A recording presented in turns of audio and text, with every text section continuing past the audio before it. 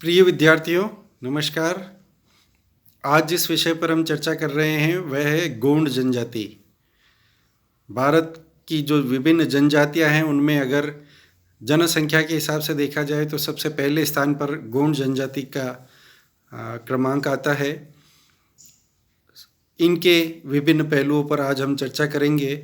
सबसे पहले इनका जो निवास क्षेत्र है, तो निवास क्षेत्र की दृष्टि से देखा जाए तो मध्य प्रदेश और छत्तीसगढ़ के जो पठारी और पर्वतीय भूभाग हैं वे इनका निवास क्षेत्र हैं। मध्य प्रदेश में छिंदवाड़ा, बैतूल, सिवनी ये यहाँ के इनके प्रमुख निवास स्थान हैं। तो छत्तीसगढ़ में अगर बात की जाए तो बालाघाट, बस्तर, मंडला जिले इनका मुख्य निवास क्षेत्र है। इन दोनों क्षेत्रों में अर्थात मध्य प्रदेश और छत्तीसगढ़ के जो ये पठारी क्षेत्र है, पर्वतीय क्षेत्र है, यहाँ पर इनका कंसंट्रेशन, इनका जमाव सर्वाधिक पाया जाता है। ये दोनों क्षेत्र पूर्वी पठार के अंतर्गत आते हैं। जो सामान्य क्षेत्र है उसकी अगर औसत ऊंचाई की बात की जाए तो वो 700 से 900 मीटर है, पर कहीं कहीं ये है 1200 मीटर से ऊपर तक का क्षेत्र भी है। इस क्षेत्र के अंतर्गत इनका निवास स्थान है। जो कृषि योग्य भूमि है उस कृषि योग्य भूमि को छोड़ करके जो पहाड़ी ऊंचे टीले हैं वहाँ पर ये अपना निवास स्थान बना लेते हैं और इस प्रकार से इनके जो घर बनते हैं वे स्थायी होते हैं, लेकिन बहुत अधिक सज्जित या बहुत अधिक ऐसी जो सामग्री है उसका प्रयोग नहीं होता। जो जैसे सीमेंट है, पत्थर है, इनका बहुत बड़ी मात्रा में उपयोग नहीं होता। घर स्थायी होते हैं लेकिन उनकी जो निर्माण सामग्री है वह अस्थायी प्रकार की होती है और इनके विभिन्न घर मिलकर के जो है वो एक टोला बनता है। किसी भी टोले के बसावट से पहले, किसी भी टोले की स्थापना से पहले वहाँ भली भांति जो जिन देवी देवताओं को ये मानते हैं उनका पूजा पाठ करके और साथ ही उस क्षेत्र पे पहले उस क्षेत्र के बीच एक फसल प्राप्त करते हैं। वह फसल अगर अच्छी प्राप्त हो जाती है तो उस अच्छी फसल के उपरांत फिर ये उस कृषि भूमि के दोनों तरफ अपने टोले का निर्माण करते हैं। तो जैसे भील जनजाति में हमने देखा था उनके घरों के समूह को कहा जाता था फला। यहाँ जो घरों का समूह है 30 से 50 घरों की जो एक बस्ती होती है उसे कहा जाता है टोला।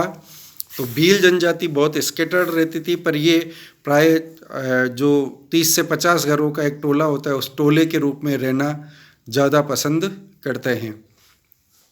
जो इनका निवास स्थान है उसकी चर्चा के बाद हम आ जाते हैं इनकी अर्थव्यवस्था। इनकी जो अर्थव्यवस्था है, अर्थव्यवस्था का आधार कृषि भी है, पशुपालन भी है और आखेट भी है और वनोपज इकट्ठी करना। ये चारों प्रकार की जो कार्य है वह इनकी अर्थव्यवस्था का आधार है। कृषि के अंदर ये विभिन्न प्रकार के धान, विभिन्न प्रकार के खाद्यान्न, सब्जियां वो बोते हैं और उसमें चावल इनकी मुख्य फसल रहती है। इसी प्रकार कोदो, कुटकी और ज्वार, इन तीन का इस्तेमाल इनके भोजन में भी मुख्य तौर पर किया जाता है। तो वो ये मोटे अनाज होते हैं जो यहाँ पर काफ़ी अच्छी मात्रा में उगाए जाते हैं। तो विभिन्न प्रकार की कृषि फसलें प्राप्त की जाती है। साथ ही वनोपज इकट्ठी करके विभिन्न प्रकार के जो विभिन्न प्रकार के फल हैं, वनों से मिलने वाली उपज है, जैसे तेंदू पत्ता जो जिसका बीड़ी बनाने के लिए इस्तेमाल होता है।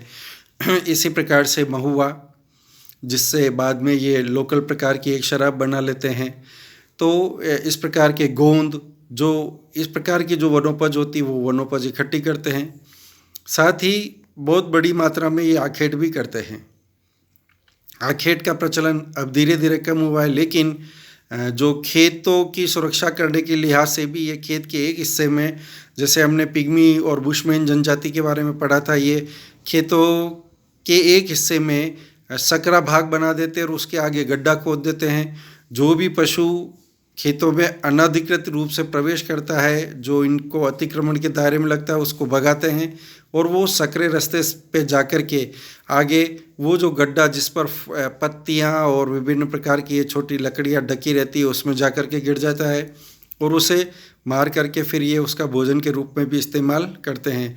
तो इनकी जो अर्थव्यवस्था है उसके अंतर्गत हम देखेंगे कृषि, बहुत कम मात्रा में पशुपालन भी है। इसी प्रकार वनोपज इकट्ठी करना और आखेट के द्वारा जो पशु है, पशुओं का मांस प्राप्त करके उसका भी उपयोग ये भोजन के रूप में करते हैं। इनके भोजन की अगर चर्चा की जाए तो कोदो, कुटकी और ज्वार ये 3 मोटे अनाज होते हैं। इन मोटे अनाजों का बहुत अधिक मात्रा में ये भोजन के रूप में प्रयोग करते हैं। इनको गर्म पानी में उबाल कर ये उससे जोल, या जैसे हम कह सकते हैं बड़ी ऐसी जो लुगदी होती है उस प्रकार की बना करके जो वैसे उसका सेवन करते हैं। कभी कभी ये उसके साथ गेहूँ की रोटी का उसका भी इस्तेमाल करते हैं, सब्जियों का भी प्रयोग कर लेते हैं। और रात्रिकालीन भोजन में इनका चावल मुख्य तौर पर आहार रहता है।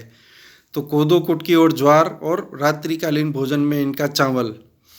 मांसाहार का चलन काफ़ी कम हुआ है, लेकिन अनेक अवसरों पर भी और इसके अलावा भी, जैसा मैंने बताया, कृषि भूमि पर अतिक्रमण करते हुए कोई पशु आता है तो उसको ये घेर करके या विभिन्न प्रकार की उसके जो इनके चतुराई है उसके द्वारा मार करके उसका मांस का उपभोग भी ये बड़े पैमाने पर करते हैं।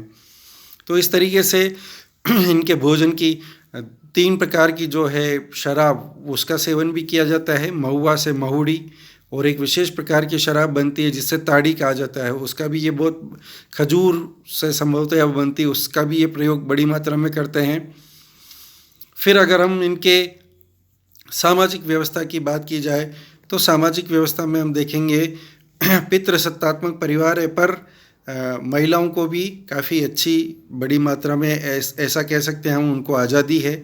तो जो भील जनजाति में हमने देखा था कि पितृसत्तात्मक परिवार होने के साथ साथ महिलाओं को भी काफ़ी कार्यों में या उनके सामाजिक रीति रिवाजों में काफ़ी फ्रीडम, काफ़ी स्वतंत्रता दी गई है। वह की वही स्थिति गोंड जनजाति में दिखाई देती है।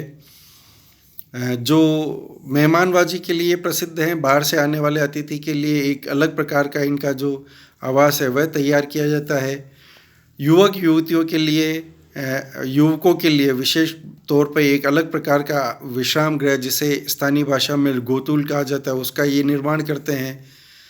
तो इस प्रकार से हम देखेंगे इनकी जो सामाजिक व्यवस्था है, सामाजिक व्यवस्था पितृसत्तात्मक होने के साथ साथ महिलाओं को भी काफ़ी अच्छी मात्रा में एक प्रकार से सुरक्षा और संरक्षा प्रदान करती है।